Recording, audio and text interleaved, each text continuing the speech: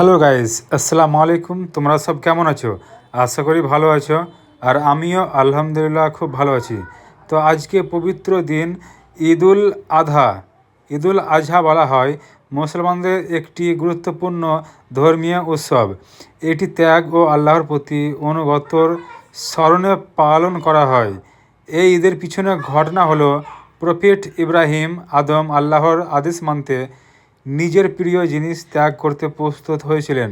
সেই স্মরণে সমর্থবান মুসলমানরা কোরবানি দেন, যেমন ছাগল, গরু বা উট।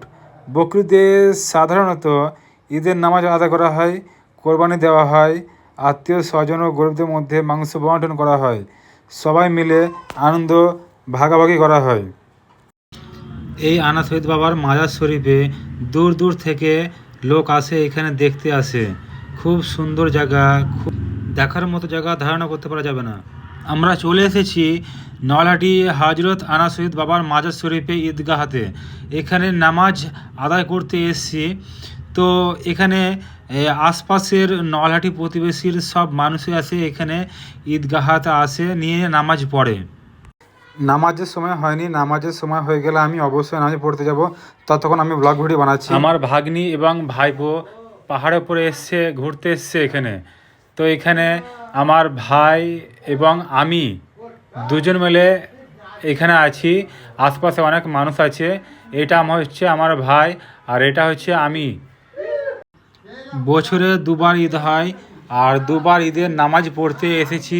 তো নামাজের সময় হয়ে গেছে, প্রত্যেক মানুষে হাঁটতে হাঁটতে আসছে, ঈদগাহ ময়দানে এসেছে নামাজ পড়ার জন্য।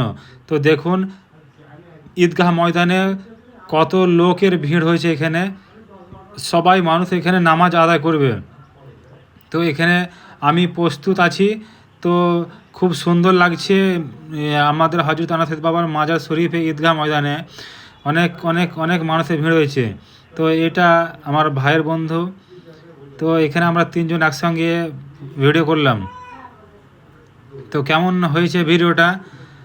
সো তোমরা কমেন্ট করে জানাও এই মিনি ব্লগ ভিডিওটা কেমন লেগেছে তোমাদেরকে। অবশ্যই তোমরা কমেন্ট করে জানাও। ধন্যবাদ।